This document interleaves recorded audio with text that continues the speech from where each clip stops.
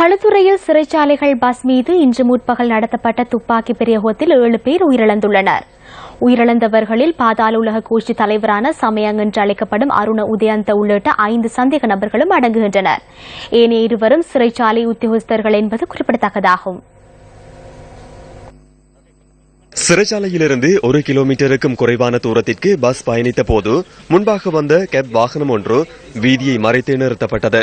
இந்த சந்தர்ப்பத்தில் பஸ் நிறுத்தப்பட்ட இடத்திற்கு இடப்புறமாக உள்ள மண்மேட்டில் இருந்த சிலர் பஸ் மீது துப்பாக்கி பிரயோகம் நடத்தியமை போலீஸ் விசாரணைகளில் தெரிய வந்துள்ளது.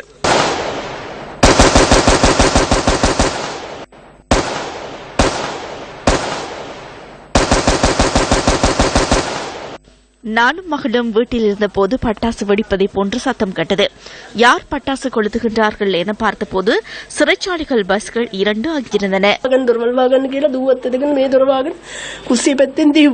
துப்பாக்கி பிரயோகத்தை மேற்கொண்ட குழுவில் போலீஸ் கான்ஸ்டபிள்கள் மற்றும் உப போலீஸ் இன்ஸ்பெக்டர்களின் சீருடை அணிந்த சிலரும் இருந்துள்ளதாக எமது செய்தியாளர் கூறினார். துப்பாக்கி பிரயோகம் மேற்கொண்டவாறு முன்னோக்கி நகர்ந்துள்ள சந்தேக நபர்கள் பஸ்ஸினுள் நுழைந்து சிலரை இலக்கு வைத்து துப்பாக்கி பிரயோகம் நடத்தியுள்ளனர். ஆயுத குழுவினர் கேப் வாகனத்தை அதே இடத்தில் கைவிட்டு வேன் ஒன்றில் தப்பிச் சென்றதாக போலீசார் தெரிவித்தனர். சமயங் என்று அழைக்கப்படும் அருண உதயாந்த, சலன திலக், அமில பிரசன்ன சம்பத், கெலும் பிரியங்கர மற்றும் சுரங்க பிரசன்ன ஆகிய சந்தேக நபர்களே உயிரிழந்துள்ளனர். தாக்குதலுக்கு T-56 ரக துப்பாக்கிகள் பயன்படுத்தப்பட்டிருந்ததுடன் சம்பவம் இடம்பெற்ற பகுதியில் இருந்த சில வீடுகளின் சுவர்களிலும் துப்பாக்கிச்சூடு காணப்படுகின்றது. துப்பாக்கி பிரயோகத்தில் சிறைச்சாலைகள் அதிகாரிகள் 5 காயமடைந்ததுடன் அவர்களில் 2 உயிரிழந்துள்ளனர். சிறைச்சாலை கட்டுப்பாட்டாளர் எஸ் சன்னிகம் மற்றும் சிறை காவலர் SR விஜயரத்ன ஆகியோரே கொல்லப்பட்டுள்ளனர். காயமடைந்தவர்களில் ஒருவர் மேலதிக சிகிச்சைகளுக்காக தேசிய வைத்தியசாலைக்கு மாற்றப்பட்டுள்ளார்.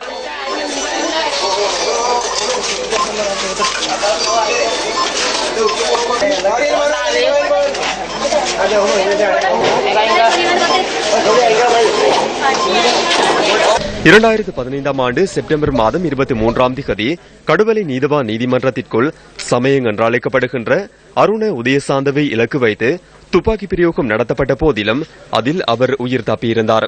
பின்னர் அவரது மனைவியை இலக்கு வைத்து வெலிக்கடை சிறைச்சாலை அருகே துப்பாக்கி பிரயோகம் நடத்தப்பட்டதுடன் அதில் வேறொரு பெண்ணே பலியானார். சமயங் என்று அழைக்கப்படுகின்ற அருண உதயசாந்தவிற்கு எதிராக செயற்பட்டு வந்த குழு ஒன்று இனங்காணப்பட்டுள்ளதாகவும் அது குறித்து போலீஸ் குற்றத்தடுப்பு பிரிவினர் விசேட கவனம் செலுத்தியுள்ளதாகவும் போலீசார் தெரிவித்தனர். சம்பவம் தொடர்பில் 9 போலீஸ் குழுக்கள் விசாரணைகளை ஆரம்பித்துள்ளன.